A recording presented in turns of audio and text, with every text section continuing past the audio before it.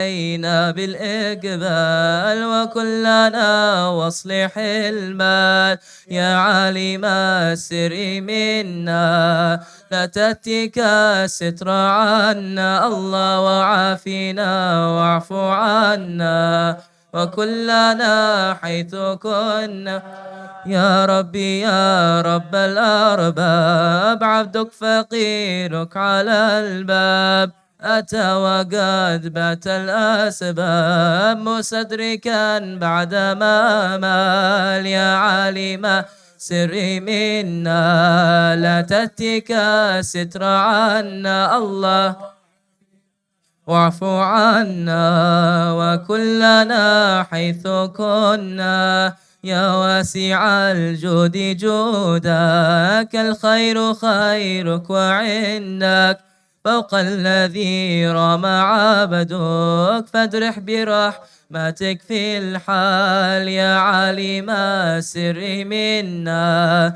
لا تتك ستر عنا الله وعافنا واعف عنا كلنا حيث كنا يا مجيد الخلق طرا وموسع الكل برا أسألك اسبال سترا على القبائح والأخطار يا عالم السر منا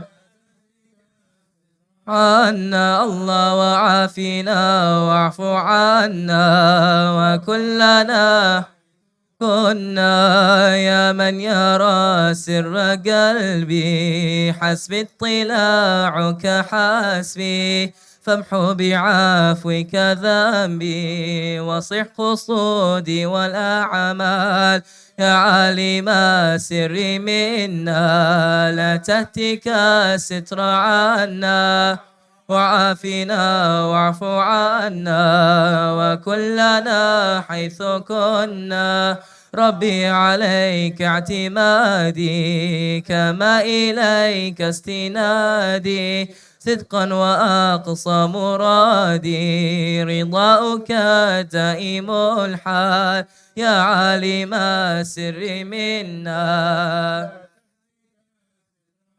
الله وعافنا واعف عنا وكلنا حيث كنا يا ربي إني أسألك العفو عني ولم يخف فيك ظني يا مالك الملك يا وال يا عالم السر منا عنا الله وعافنا واعف عنا وكلنا حيث كنا أشكو إليك وأبكي من شلم ظلمي وإفكي وسوء فعلي وتركي وشهوة القيل والقال يا عالم السر منا عنا الله وعافنا واعف عنا وكلنا حيث كنا وحب دنيا ذميمة من كل خير عقيمة فيها البلايا مقيمة وحشها فات واشقال يا عالم السر منا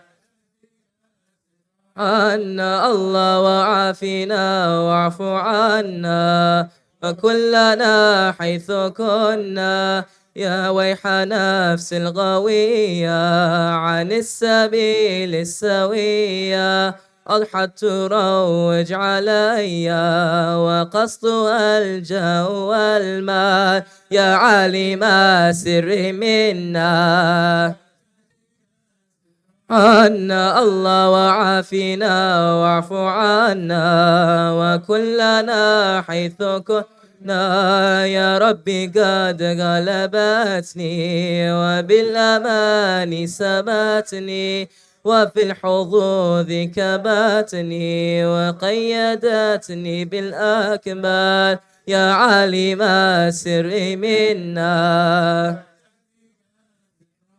الله وعافنا واعف عنا وكلنا حيث كنا. قد استعنتك ربي على مداوة قلبي وحل عقدة كربي، فانظر إلى الغم أنجال يا عالم السر منا. الله وعافنا واعف عنا وكلنا حيث كنا. يا ربي يا خير كافي احلل علينا العوافي، فليس شيء ثم خافي عليك تفصي وإجمال يا عالم السر منا. عنا الله وعافنا واعف عنا وكلنا حيث كنا. يا ربي عبدك ببابك يخشى أليم عذابك ويرتجي لثوابك، وغيث رحمتك هطال يا عالم السر منا.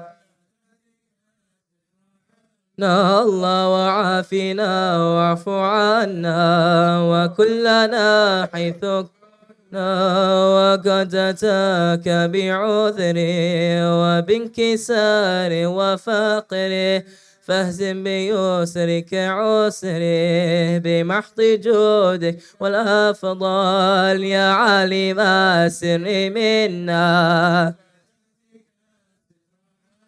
الله وعافنا واعف عنا وكلنا حيث وامنن عليه بتوبة تغسله من كل حوبة، واعصمه من شر أوبة لكل ما عنه قد حال يا عالم السر منا. ستر عنا الله وعافنا واعف عنا وكلنا حيث كنا. فأنت مولى الموالي المنفرد بالكمال وبالعلا والتعالي، علوت عن ضرب أمثال يا عالم السر منا. الله وعافنا واعف عنا وكلنا حيث كنا. جودك وفضلك وبرك يرجى وبطشك وقهرك يخشى، وذكرك وشكرك لازم وحمدك والإجلال يا عالم السر منا. وعافنا واعف عنا وكلنا حيث كنا. يا ربي أنت نصيري فلقني كل خيري، واجعل جنانك مصيري واختم بالإيمان الآجال يا عالم السر منا. لا تهتك الستر عنا الله وعافنا واعف عنا وكلنا حيث كنا. اللهم صل وسلم وبارك عليه وعلى آله.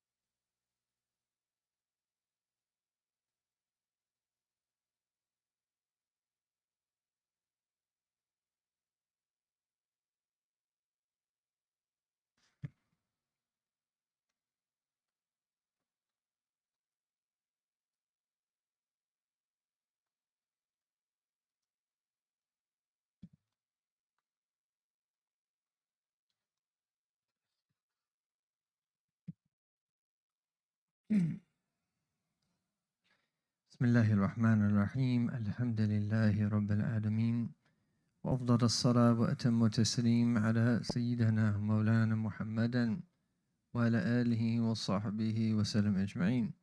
سبحانك لا علم لنا إلا ما علمتنا إنك أنت العليم الحكيم ولا حول ولا قوة إلا بالله العلي العظيم.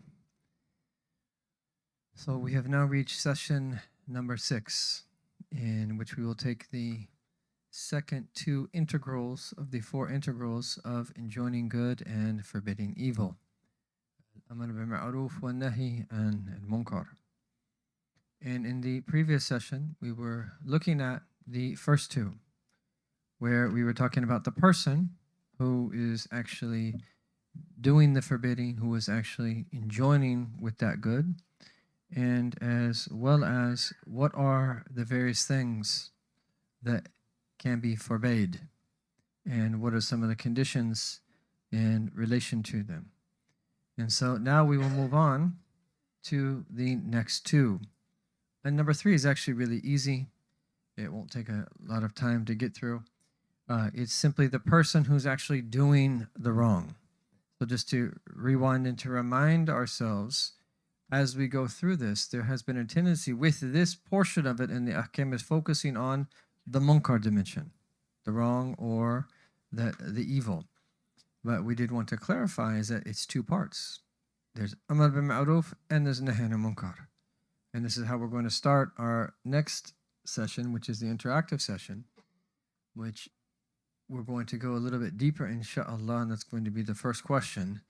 How can we live this reality in our own context so that we can really come away with some tangible ideas on how to live this in the way that it's meant to be lived? So the third integral is the person doing the wrong. And that here this simply means the third integral of commanding the right and forbidding the wrong is the person being reprimanded. And so that it seems fairly easy, and it really is that simple. It is sufficient that he be a person. Okay, fair enough. As opposed to an alien, or no. Because they actually have a discussion about animals, and they go into great detail. What do you do about animals? Okay, so say for instance that you have an animal that is causing problems on someone else's land. You're required to restrain that animal, even though it's not a person, and forbid it, if you will. Now, it's not evil for them because they're not legally responsible. But the other thing is, what do you do if you see an animal causing danger to your neighbor's property? Now, if it's a bear, you are likely not want to go toe-to-toe with a bear. So we've actually had a bear on this property, by the way. Alhamdulillah, it didn't harm anyone, but the kids saw a bear right out there by the green barn. It was probably a 400-pound baby black bear. And they yelled, "Bear!" and they came running back in.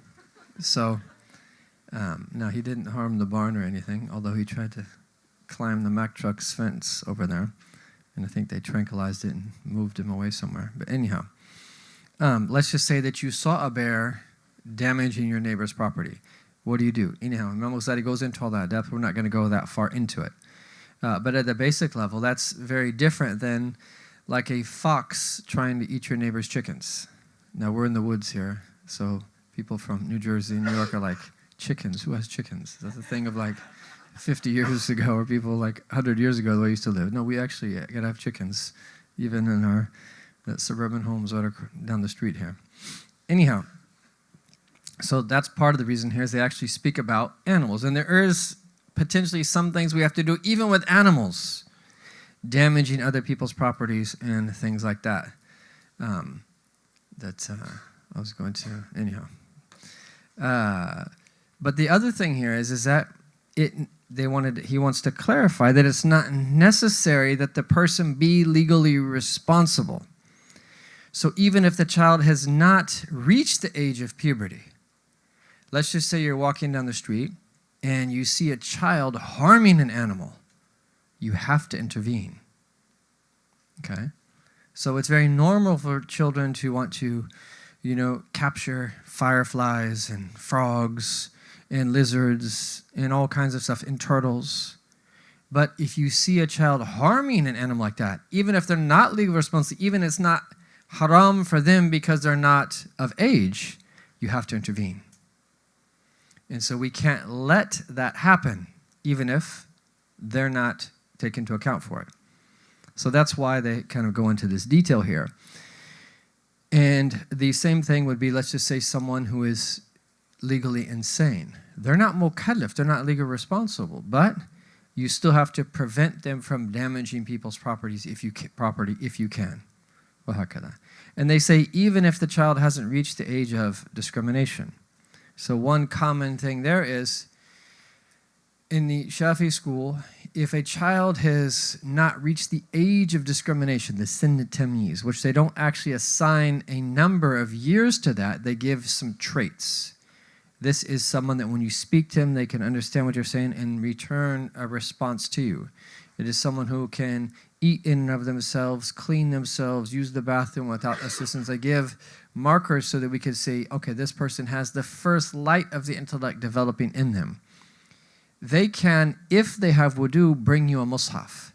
But let's just say your 2-year-old child that you want them to bring a copy of the Quran that's on the table over to you, that's haram. Right? Even if you gave them wudu somehow. Okay?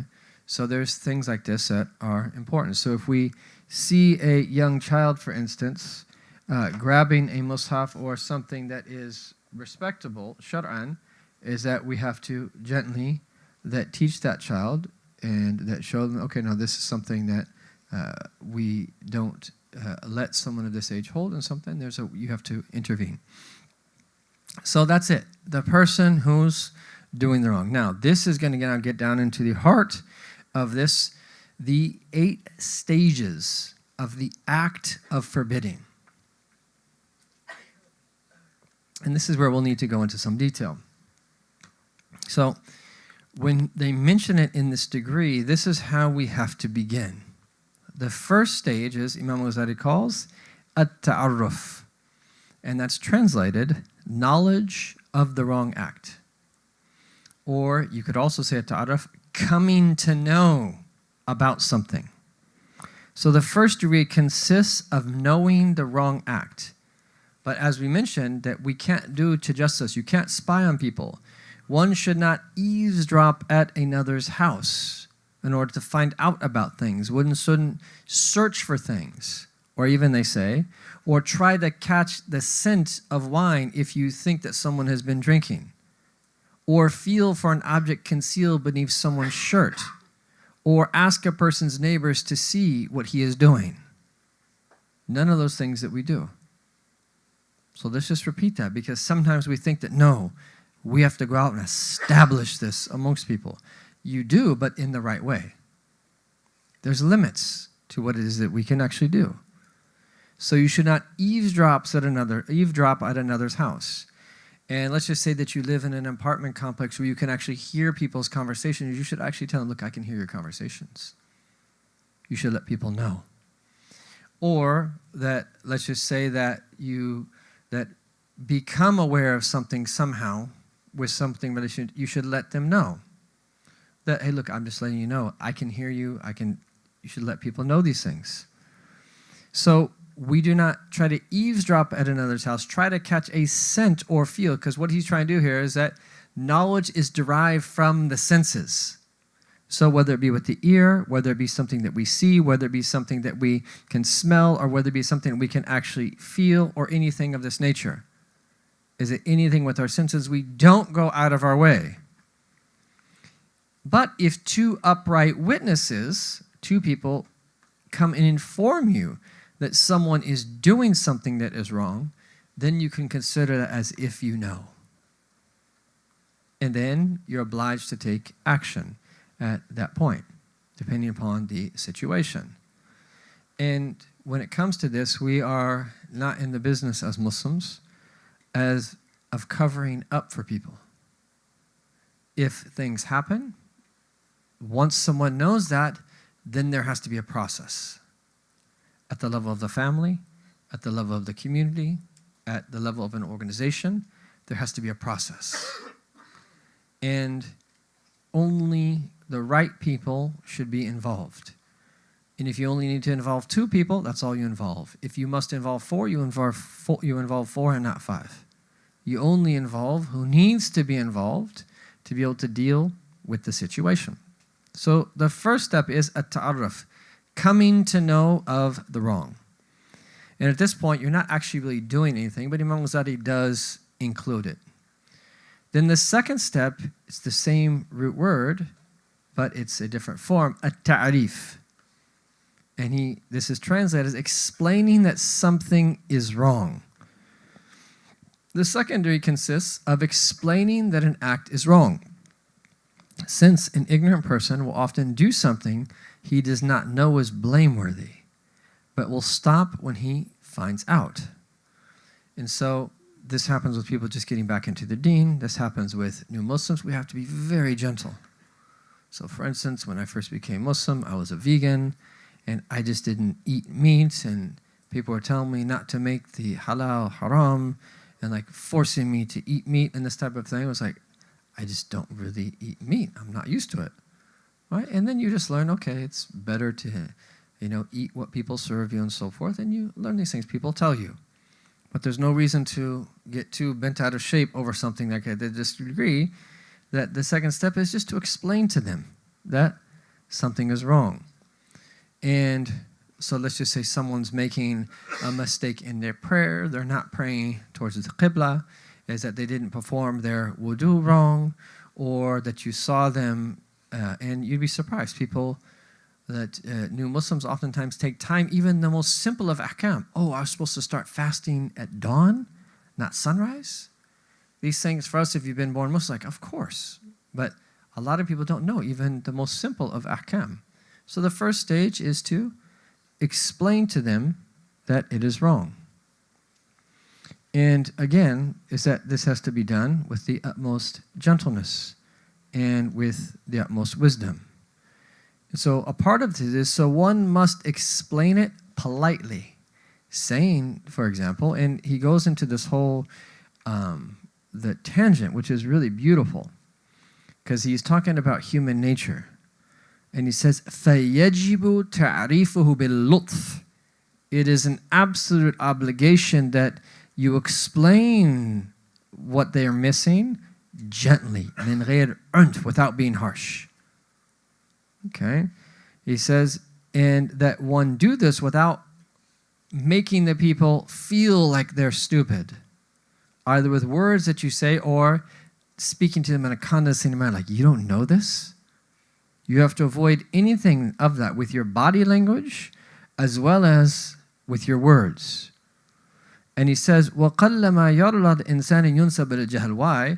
Because this is one of the things that pain people the most, when people attribute ignorance to them.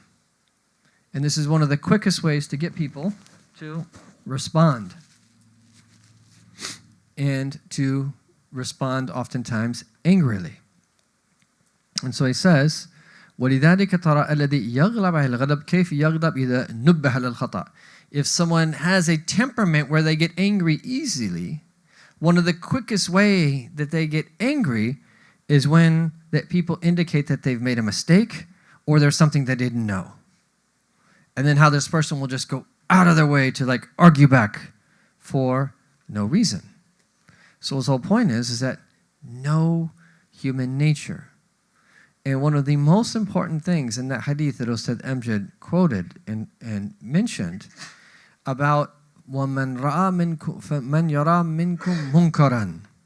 Whoever, if you see some munkar, and if you see some form of wrong, فَلْيُغَيِّرْهُ. Before we get to the hand and the tongue and the heart, what did the prophets choose by way of words? فَلْيُغَيِّرْهُ. Change it.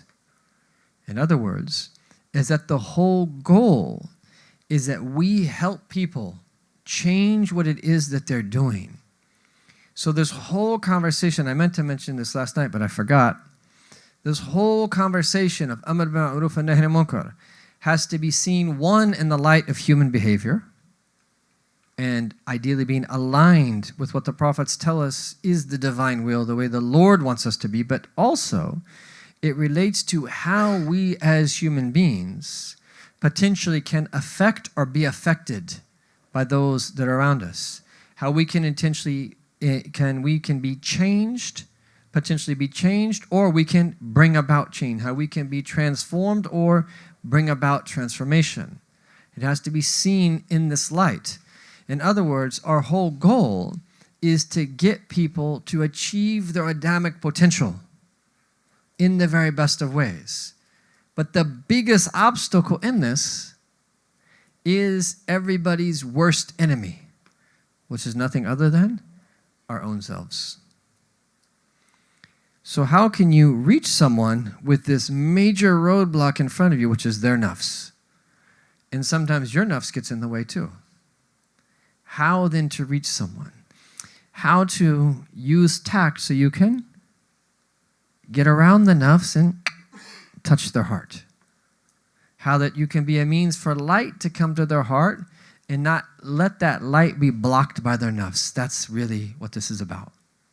And so when our Prophet said, فَلْيُغَيِّرْهُ, the goal here, and we should never lose sight of this, is change and transformation. That's what we want. And what kind of change and transformation? Where we're being gently uplifted to resemble the Prophet ﷺ more. That's really what this is all about. And so that's why when we were talking about this morning, which deserves to be repeated, there's a long list of things that we cannot oversimplify. Amr bil ma'ruf wa nahy anil munkar. There's a lot of things that underlie it. And one of the most important is love. Loving people, loving good for people, genuinely caring for people, empathy, putting yourself in their shoes, and gentleness.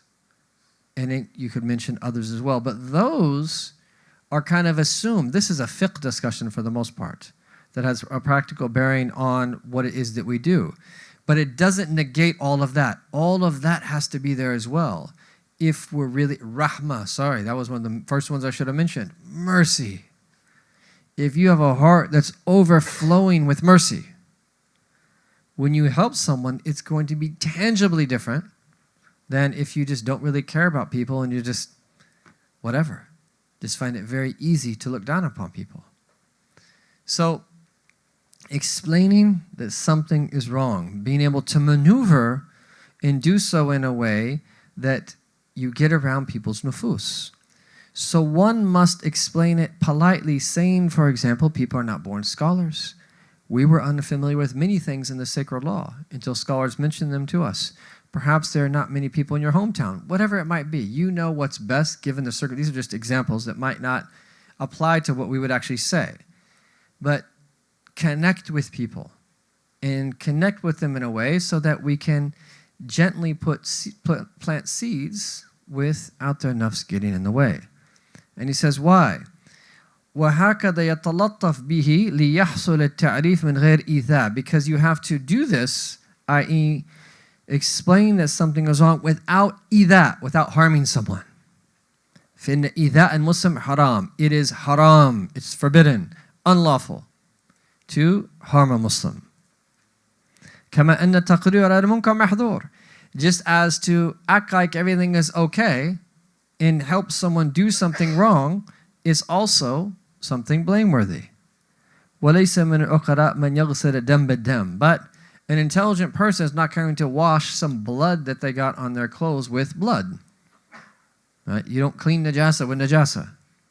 And someone's najasa like that act doesn't permit us to do something else wrong. And this is why this is a big one. How many times does someone else do something that they shouldn't do, but our response is also bad or even worse?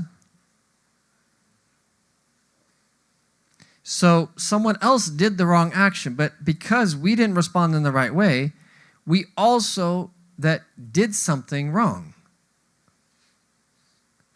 And this is one of the most important things in the spiritual path, is that we don't let other people be a means for us to go astray. But that's one of the hardest things. This is why they've always said, مَا هَلَكَ النَّاسِ إِلَّا النَّاسِ. Only people have destroyed people. In reality, the vast majority of people harm themselves spiritually because of other people. We let people get under our skin. We let people that cause us to do things that we know we shouldn't let them do. but that requires deep spiritual and religious maturity. Now,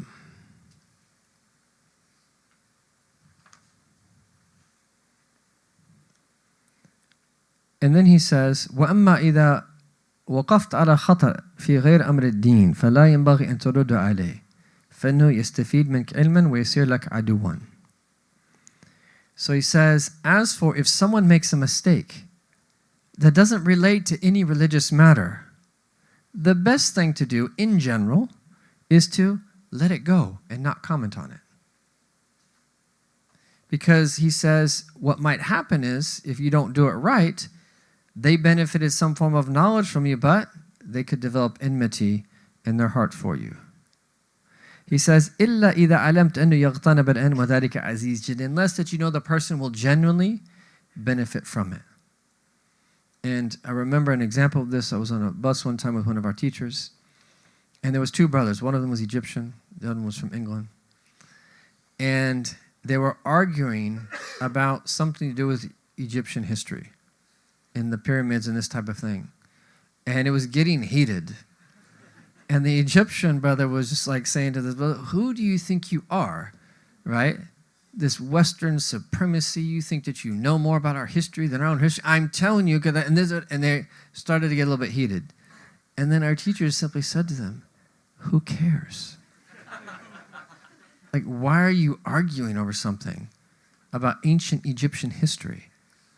Like, who really knows definitively what actually really happened or not? It's not something that's even worth getting in a heated debate over, right? So if it doesn't really matter, that we shouldn't be people that are nitpicky. Oh, you said this. Oh, you said that. Oh, this actually happened. All this type of stuff. Unless that you really think someone's going to benefit from something that is that you're saying. So it's not an obligation, though, definitely, and it might not be the best thing to do if it doesn't relate to deen, to tell someone something, unless, again, that you feel that there's a way of doing it where they could generally benefit. So this is what he says about the second stage, which is explaining that something is wrong, at-ta'rif. Then we move to the third stage, which is an-nahi bil-wa'dhi wal-nushi wat-takhwif billahi azza wa jal, forbidding the act verbally, but you can add to your outlines gently, because this is really what he means here.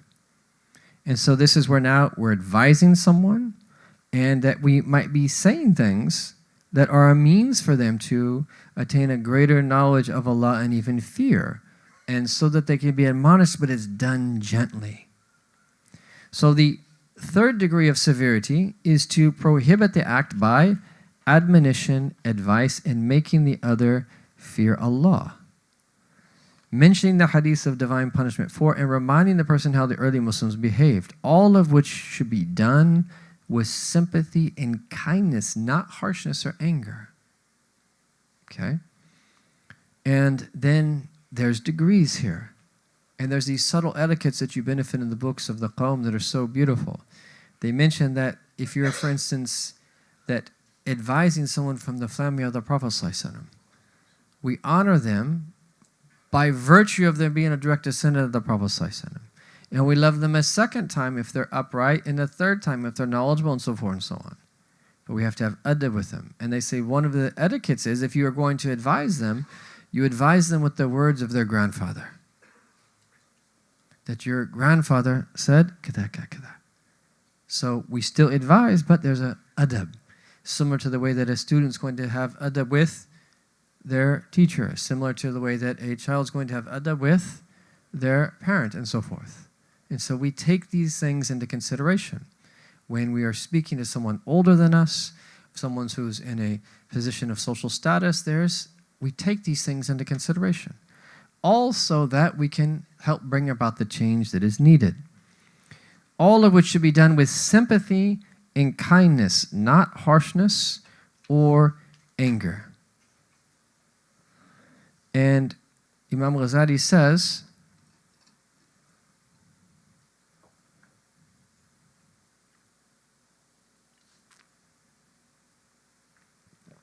now,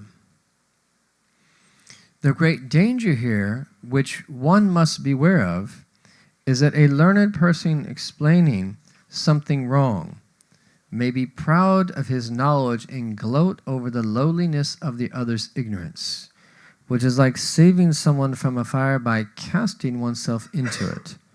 It is ignorant in the extreme, a deep disgrace and a delusion from the devil. So we're only on level 3. And this is the level where we're telling people, but we're doing so gently.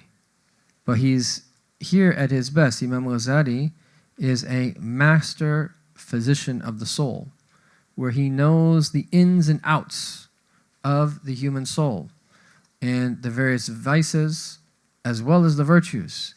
But as one of the greatest advisors of all, he wants to constantly make us aware of some of the potential pitfalls of even doing an act of goodness. And so here's that he's reminding us, only already at the 3rd level, when you reach this point now where you are telling someone that there's something they should do, even if it be gently, is we have to be aware of this pitfall where you might look down upon someone and think that you are better than them by virtue of your knowledge, and that also because of their ignorance. And the second aspect of this, he says, min jihati dalat al-ihtikam wal-sultana, the fact that you know something that other people don't, it makes this person potentially deluded in thinking that they have some type of power over this other person, because there's a power relationship with knowledge. Knowledge in some ways, unfortunately, is power, but that's not something that we seek, and this is why he's telling us about it. Be very careful. Is that even if you're telling people gently and you're admonishing them gently, you're reminding them gently, still be careful. Don't fall into this trap in thinking that you are better than them, and that take joy in this fact that you are over them in this way. That is foolish. And he says this is like that saving someone from a fire by casting oneself into it. You'll be like a candle that gives other people light, but it in and of itself burns. And then he gives us a touchstone. What is the criterion so that we can know if we're sincere? The touchstone and test for this is to ask oneself whether one would prefer the censored person, the one we're telling something that they need to be doing, to stop at his own or another's behest, or would one rather prefer to forbid that person oneself? Okay, so if we're sincere, and you can check yourself, see how your nafs reacts. You imagine that person just stop doing whatever it is that he's doing. And we should want that to be a priority, so we don't even have to say anything to begin with. Or you imagine someone else telling that person and not you. And if we're sincere, it's about that transformation. But if we're nafs is like, no, I want to be the one. Oh, then that's a sign that we've just fallen into what Imam al-Ghazali has mentioned. If reproving him is difficult and weighs upon one, and one would prefer that someone else do it, then one should proceed for religion as the motive. But if it is otherwise, then one is following mere personal caprice and using the censoring of others as a means to display one's merit, and should fear Allah and censure oneself first. So this is a very, very important thing here. It's very easy. And he says, Imam Sayyid says, that this type of person, this is the one you say to him what Sayyidina Isa alayhi salam, Jesus the son of Mary, said, إِذْ نَفْسَكَ, is that admonish your own self. فَنِتَّعَذَتْ, and if you are admonished, فَإِذَا النَّاسِ, then admonish other people. وَإِلَّا فَاسْتَحْيِ مِنِّي, otherwise, that be shy before me. And it was said to the famous saint Imam Dawood al-Ta'i rahimahullah, أرأيت رجلا دخل على هؤلاء الأمراء فأمرهم بالمعروف ونهاهم عن المنكر. And that he said, someone said to him, do you not see these people that enter into the presence of the princes and they command the good and forbid the evil? And then his response, because he's a person who is focused on the Amjad al-Qulub, the acts of the heart, أخاف عليه الصوت, that I fear that this person will be whipped. قال إنه يقوى عليه, that he's strong to be able to bear that. قال أخاف عليه السيف, he says, I fear that they might bring out the sword and take his life. قال إنه يقوى عليه, that he can bear that as well. قال أخاف عليه الداء الدفين. I fear for him the hidden disease. الداء is a disease. الدفين is something that's buried deep in your heart. وهو العجب. And that is being impressed with oneself. So this is really serious. And this is why it doesn't mean that we stop all outward action until we fully become pure. If that's the case, we never would do anything outwardly. But we have to immerse ourselves in a constant study and practice in mujahada and striving to cleanse our hearts, or to have our hearts cleansed by Allah subhanahu wa ta'ala. And to study these books over and over again so that we become aware that no matter what it is that we do, if it's not sincerely for the sake of Allah ta'ala, it's not going to be accepted, which is really scary. And that while we do outward acts, which we should do, we have to be careful of the hidden defects. But this is why if we're committed to this study of this science, we're committed to working on ourselves, we're committed to putting in the spiritual struggle, as we also act outwardly, then we'll be able to notice by the power of Allah Ta'ala, because Allah will give us tawfiq. And that's one of the blessings of seeking a true path of learning. Man yurid, what did our Prophet say? To whoever sets out on a path to seek sacred knowledge, Allah will facilitate for that person a path to paradise. That you do your part. Do what you need to learn, the outward and the inward sciences, and then Allah will give you an enabling grace and make what you need known to you and help you with it. If we neglect it though, and we say this is a waste of time, we want action. We want people to do this. We want people to do that, as a lot of people say, and they neglect this. If you neglect this science, that you might persist in major sins of the heart, like ostentation and arrogance and envy, and not even know and die in the very worst of states. May Allah subhanahu wa ta'ala protect us and preserve us. And this is why they said, is that people that deny this science and that speak ill of its people, يُخَافْ عَلَيْهِمْ سُوءَ الْخَاتِمَةِ. No matter how good they were in this world, you fear is that someone will die with a good seal, with a bad seal rather, if that's the case. May Allah protect us and preserve us, and to make that our true nature known to us, fi khayrun wa fa'afi, and then to help us with it, Ya Arhamar Rahimin. And coming to know our own faults is one of the greatest blessings of all. And from the mercy of Allah is He tends to do it over a period of time. If we were confronted with our reality right now, we might give up completely. And we might despair from the mercy of Allah if we would confront our true reality. From His mercy, He usually gradually unveils it. And there's this beautiful story of one of the Habab, Habib Ali bin Muhammad Habshi. He was in the marketplace and he saw this righteous man. And the righteous man, he asked to sit with him. So he goes back to his house, and outwardly the man was selling dried shark, which is something that you wouldn't necessarily associate with a righteous person. But Habib Ali Habshi realized he was special. And so they go back to his house, and then he says to him, and he realized that he was from the people of Allah. He says, do you want to speak about the knowledge, the ulum, from the Hadra al-Ahadiyya or from the Hadrat al-Muhammadiyya? Do you want to speak about knowledge that relates to the divine presence, or that relate to the true nature of our Prophet ﷺ? And then he chose to speak about the Prophet ﷺ, and then they talk and go into depths about esoteric realities, about the true nature of our Prophet ﷺ. And then at the very end, this righteous man says to him that, "Oh Ali, for you to come to learn about one of your faults and then be assisted to overcome it is better than everything that is that we just talked about." Right? Because the more that we purify our hearts, then these knowledges spring forth from within. So to spend time learning about this is the way, and this is the Ghazalian way of tasawwuf.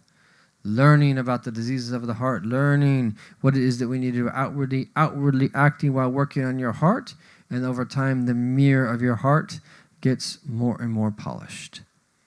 So then we move to level 4. Now we are getting to be a little bit more of a tougher response. The level 4 is censoring with harsh words. السب والتعنيف بالقول الغليظ الخشن. So this consists of reviling the person and bearing down on him with sharp, harsh words.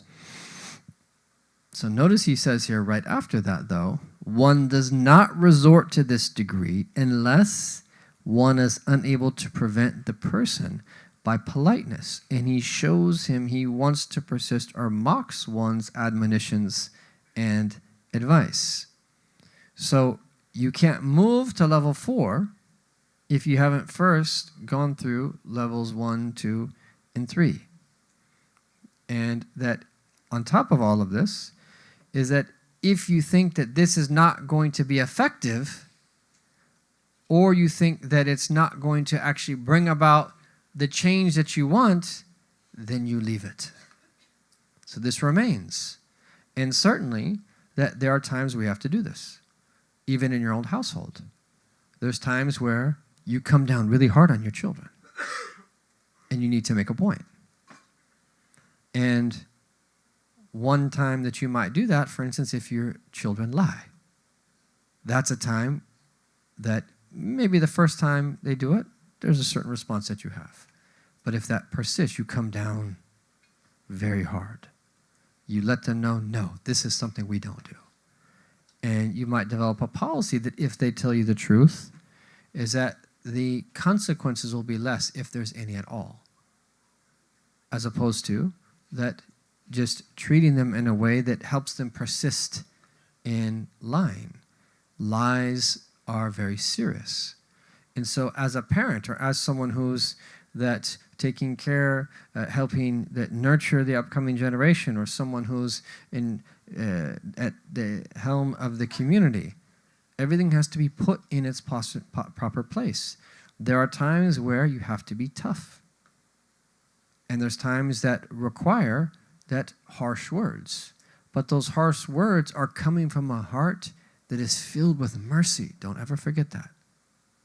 It's not a heart bereft of mercy. And it's the necessary response for this particular situation. And again, it all depends upon the person. The vast majority of people, you begin with gentleness and they'll come around if you're gentle with them. So as we move up the scale, what really happens is that this gets more and more rare. Everyone pick up on that? The more we move up the scale, they get more and more rare. So hopefully we'll rarely have to ever use this. But there might be times where we have to be really firm with people and censure them with harsh words. And he gives some examples, but he says reviling him does not mean vulgarity and lies. So it doesn't mean that you can go to excess and that make fun of them and use foul language, or call them something that's going to say a name that's going to hurt their feelings. Right? No, it means that you point things out like, do you not fear Allah? Allah Ta'ala quotes Sayyidina Ibrahim saying, fie on you and what you worship apart from Allah. Can you not think? Right? So this what are you thinking? What are you doing? Right? This is, you come at them like this. And sometimes it requires this response. And again, it's important here that we recognize is these principles are meant for all people in all times and all geographical locations. So as we read them, this is why I'm going through with them as they are. And there's 4 more steps, by the way. And the last one is complete force, which is for the political entity. But the point here is that we might not reach one of these stages in our particular context, but we still study them, and then we figure out how they apply to our everyday reality. And that might differ for us as opposed to someone who lives in the same country but in a different place, or someone with a different family structure, or someone who lives in a Muslim country. These could differ in terms of how we apply these, but these are the maratib, these are the degrees. And Imam al-Ghazali says about this stage, i.e. stage 4, there's 2 etiquettes to go along with it. أحدهما ألا يقدم عليه إلا عند الضرورة. You only use harsh words if it's a necessity. والعجز عن اللطف, and you're unable to be gentle. So if you're dealing with someone who's openly doing something and you've tried to speak to them, they know that it's wrong, you've worked with them for a time and it's gentle and they're just mocking you, this is where you have to have a tough response. And it's for that person and society's benefit that that person get checked. They've brought it on themselves at this point. And so this is where Deen is not only about being nice all the time. That good character is not just being nice all the time. Good character at times is being very firm. So if someone is picking on someone else, are you just going to hey, be super nice with that person? No, that's a situation that requires a firm response. If someone at work is picking on you, that you might at first, your response is you try to be gentle. And you might, as a second response, kind of warn them. But then you might eventually need to have a firm response. And that's from the essence of what good character is, when you have that firm response. Even though people in a simplistic way seem to just associate being nice with good character. Oftentimes that's the case, but not always. You can't say that anyone who's doing these things is not having good character. There's other dimensions to this that have to be considered. The second etiquette here is أَلَّا يَنْتَقْ إِلَّا بِالصِّدْقِ, is that to only say things that are truthful. So you got to be very careful here. You never listen to me. Ever once? Ever single person ever? Like you never listened to me once? You've never listened to me. Right? You're a complete failure. A complete failure? Or just they kind of made a mistake here. Right? That وهكذا. Right? You're the dumbest person in the world. Ooh. Like in the world, no one is more intelligent than them? Yeah, they're not more intelligent than any. So you got to be careful. He said you can't lie. And you have to stay within limits. And you only say what is needed based upon the situation. But do you see how much self-control this requires? This requires self-control. It requires knowledge, and it requires self-control. And this is why that if you're not working on your heart with all of these overarching things that I mentioned, that were mentioned, you could very well get yourself in trouble with this and cause a fitna for other people, as we heard Ustad Amjad mention with his examples. Now, and then he says, فَإِنْ عَلِمَ أَنَّ خِطَابُهُ بِهَذِهِ الْكَلِمَاتِ الزَّاجَةِ لَيْسَ تَزْجُرُهُ فَلَا يَنْبَغِي أَنْ يُطْلِقُهُ. And if he knows is that using these harsh words is not going to help, is that he shouldn't use them. بَلْ يَقْتَصِرْ عَلى إِظْهَارِ الْغَضَبِ. Rather, that he restricts himself to showing that he's displeased with that and angry that this is happening.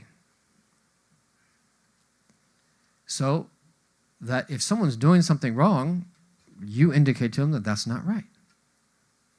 And that would even be a response before you even say a harsh word.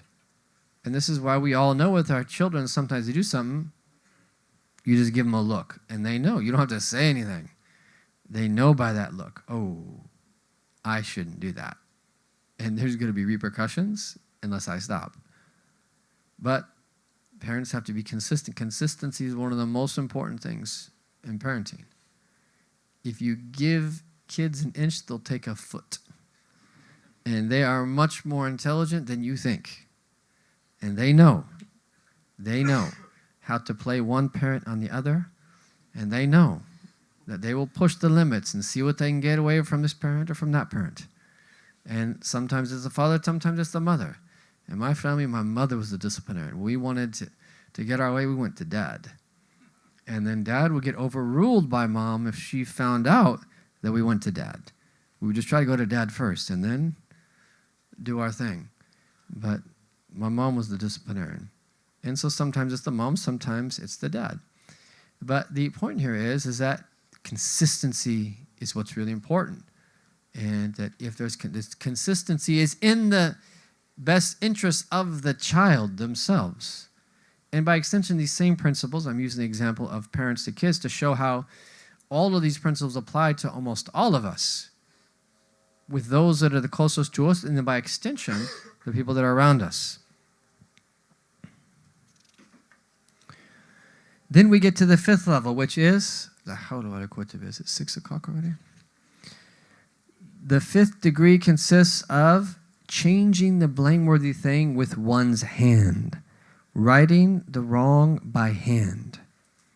And he says here, such as breaking musical instruments, pouring out wine, or turning someone out of a house wrongfully appropriated. He says there are 2 rules for this degree. 1, not to do so when one can get the person to do it himself, i.e., if someone can get someone to leave the land he has unjustly taken, one should not drag or push him from it. And 2, and to break the instruments, for example, just enough to obviate their being used for disobedience and no more. Or to be careful not to break the bottles when pouring out the wine. If one cannot manage except by, look at the detail they go into, throwing rocks at the bottles or the like, then one may do so and is not obliged to cover the damages. So this is a higher degree. This is now where righting the wrong by hand. And that Imam al-Ghazali, when he speaks about this, he goes into a little bit of detail. And that the 2 etiquettes that he mentions here were the ones that were just mentioned, is that you don't move to this unless that person simply won't stop doing it that any other way. And you limit yourself with what is needed. So you cannot use excessive force if that something else is sufficient. But again, all of this, even this stage, as let alone the next 3, that when you hear them, they are limited to all of the conditions that we've been speaking about thus far. You don't move to this unless that it's absolutely necessary, 1. 2, if it's going to bring about a greater harm, you don't do it. 3 is that if it's going to be that people around you somehow are affected, you also refrain from doing it. So all of those previous conditions apply to this one. Now, Imam al-Ghazali does say that you don't need the authority of the government, in the Muslim world, to be able to do this. But this is where, like in our context, you just simply have to be careful. Because you can't just go around breaking people's things and do something that's going to get you in trouble with the law, especially in a country where it's not ruled by Muslim rule. The rules differ. So here we have to be very careful. Now, if it relates to someone that was within our family structure, or that if you come in and you find a family member and they have a bottle of wine or alcohol, is that by all means you should dispose of that immediately. This is what they're referring to now. And if in society one would do that, and they come to know this not by spying, that if someone's in a Muslim country and it's not going to get them in trouble with the authorities, he's saying is that you have a right to do that according to the principles of Amr bil Ma'ruf wa Nahy anil Munkar. But if it would lead to, say for instance, in a non-Muslim country like this, that you don't do that because it would lead to a greater harm. You would get arrested from doing something like that here. If you just walked into a liquor store and just start smashing all the liquor bottles, you'd get arrested, so you don't do that. Even though Muslim-owned liquor stores is a serious problem, and you almost wish that you could do that because of the severity of what they're doing. And the complete foolishness. How many Muslim-owned liquor stores? Muslim-owned, can you believe that? In this country. Is it reached the thousands or just in the several hundreds? Allahu A'lam. It's serious. And it's unbelievable, Yani. It's unbelievable. Just do a grocery store or something. Why do you have to sell these filthy things? Like you are undermining the da'wah of the Prophet ﷺ to a degree you'll never fully know. How are you going to meet Allah like that? and you're praying in the front row and using your money to build a masjid or build a home back home in whatever country that you come from. Yani, these things are really, they're unbelievable, yani. You almost wish that you could do this, but you can't. So I'm not saying that you do. But these are people you speak harshly to if the gentle approach doesn't work, right? But these are people you don't eat their food. That these are people that, I mean, these things are, this is serious, yani, these types of things. And we cannot just pass over like they're not a big deal. And an example of this that we all know here, well, that, I guess that's coming. So here, this is still the stage 5 of righting the wrong by hand. And again, here, you're not doing anything to the person yet. Okay? You're just eliminating that wrong. And again, by all means, a parent in charge of it, you come in and find something that they shouldn't have. They bring something pornographic into the house. They bring something haram into the house. You destroy it. Khalas. And to the extent that you can, within people that you know, where you know it's not going to lead to a legal issue. If it does lead to a legal issue, you leave it. Understood? Number 6. The 6th degree is threatening and intimidation, such as saying, stop this or I'll. Yani, you issue some type of threat at this point. And Imam al-Ghazali says is that we do this before we actually physically assault someone. Again, there's of course conditions to this. I'm going through this as it is in the book. Okay? So the 6th degree, and when possible, this should precede actually hitting the person. The rule for this level is not to make a threat that one cannot carry out, such as, or I'll seize your house, or take your wife hostage. You can't do that.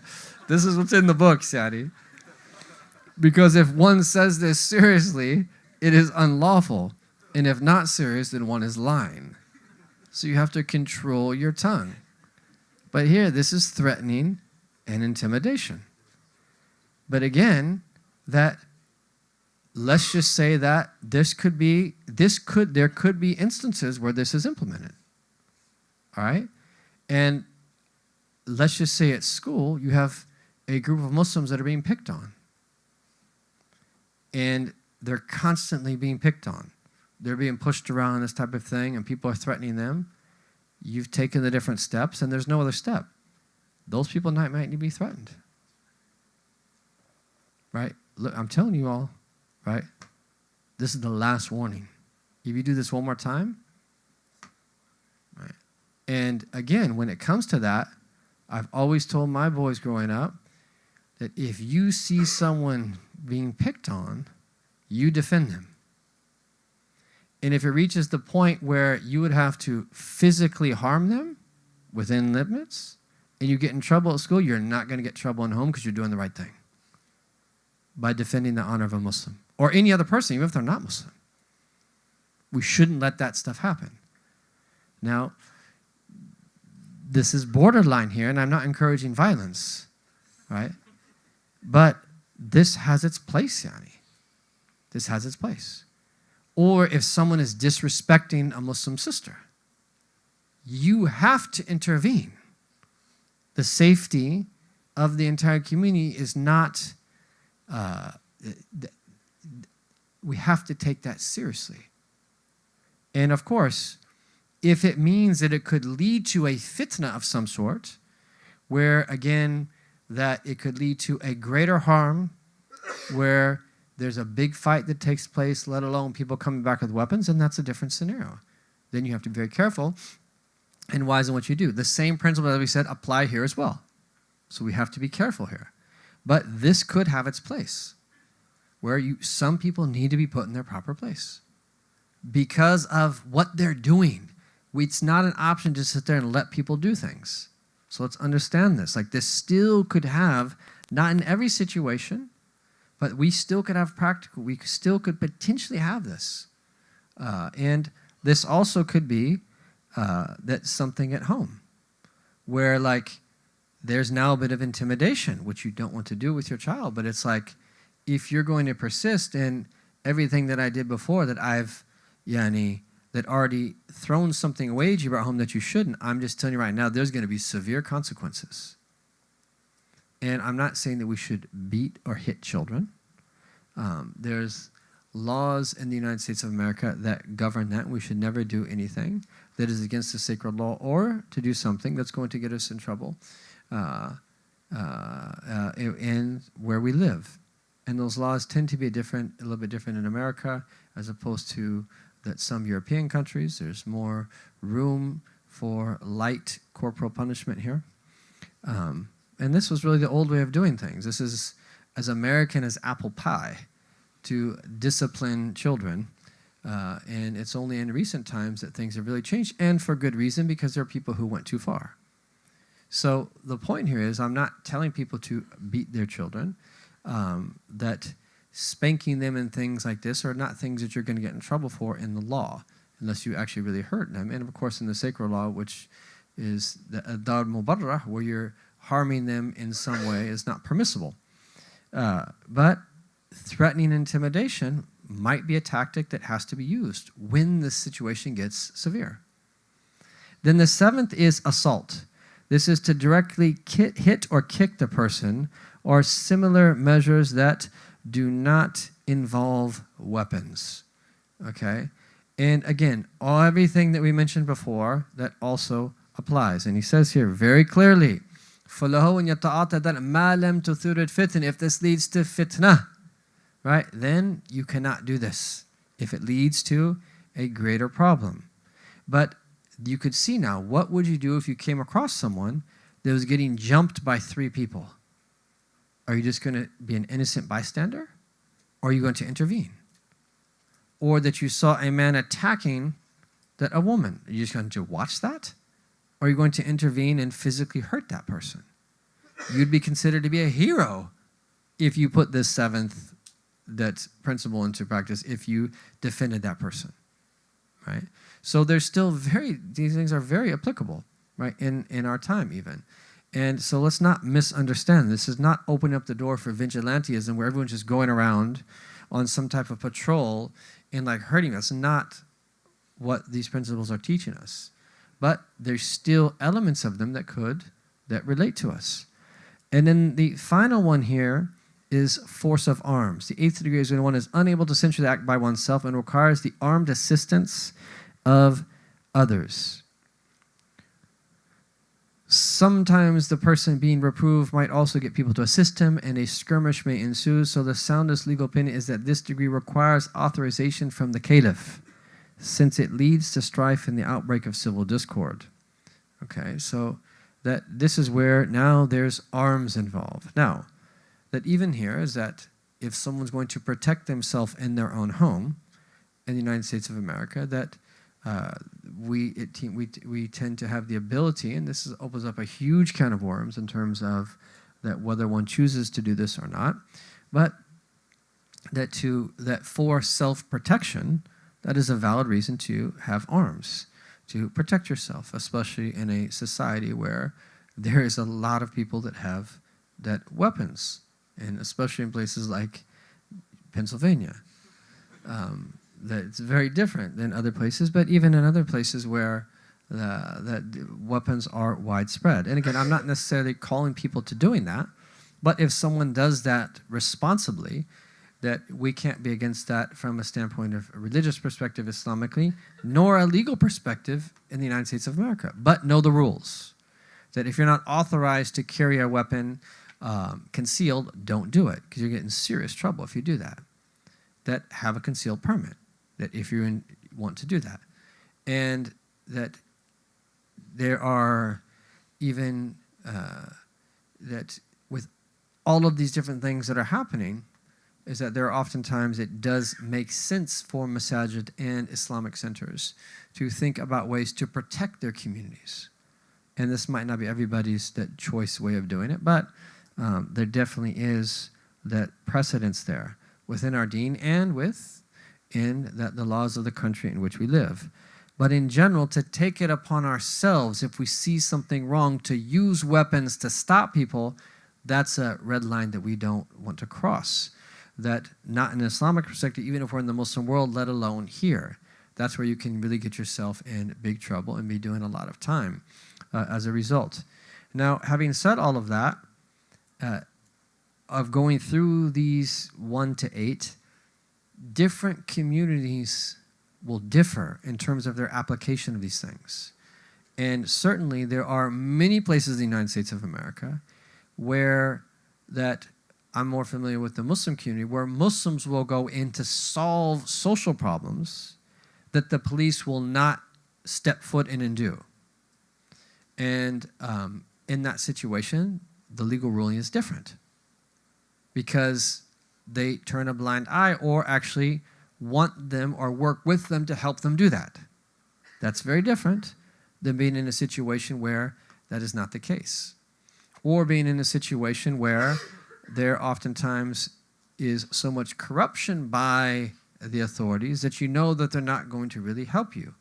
You might be forced to fend for yourself in a different way and have a different relationship to this process. I'm not opening up the door for vigilantism or wrongdoing, but I'm saying it's different. And we have to recognize that. And so that having said all of that, these are the 8 steps that one has to take. And the hope is that in the next session, i.e. the interactive session, we can go in a little bit more detail. I'm sure there are some questions on this. Let's feel free to ask those questions. But I also don't want to take from these 8 steps that we just talked about. This is relating to forbidding the evil, which is only half of the whole topic, which is Amr bil Ma'ruf wa Nahy anil Munkar. Just as important for us should be that first half. And how can you and I live away in these societies in which we live, where we are calling to Allah and His Messenger, living in a way that is attractive to the people that is around us, such that they see their need for guidance. That's the foundation. How you and I live in and of ourselves, and the blessing that comes from that by people's interactions with it, and the light in the hearts that emanate and then unlock that faith that is in other people's hearts from the bounty of Allah subhanahu wa ta'ala. Before we even say anything, and then how through a concerted effort, various things that we can say, various things that we can do, books that can be written, various types of engagement to actively call people to the truth. We have to spend just as much time on that as we do on this second half. And that is the foundation to the second half. And then when it comes to this second half, we look at our own situation and we see to what degree can we put these steps into practice, always starting with the first before that we move to the ones after that. But it might be that some of these that come a little bit later, that in a restricted way still pertain to us. And it's very delicate, and we have to go through the process. May Allah Ta'ala give us tawfiq and bless us in all of our affairs and give us understanding of this religion. Ya Arhamar Rahimeen. Barakallahu feekum. I apologize for going over, and thank you for bearing with me. And I will let Sheikh Dr. Yasser take over now. Alhamdulillahi Rabbil Alameen. Jazakumullah khair.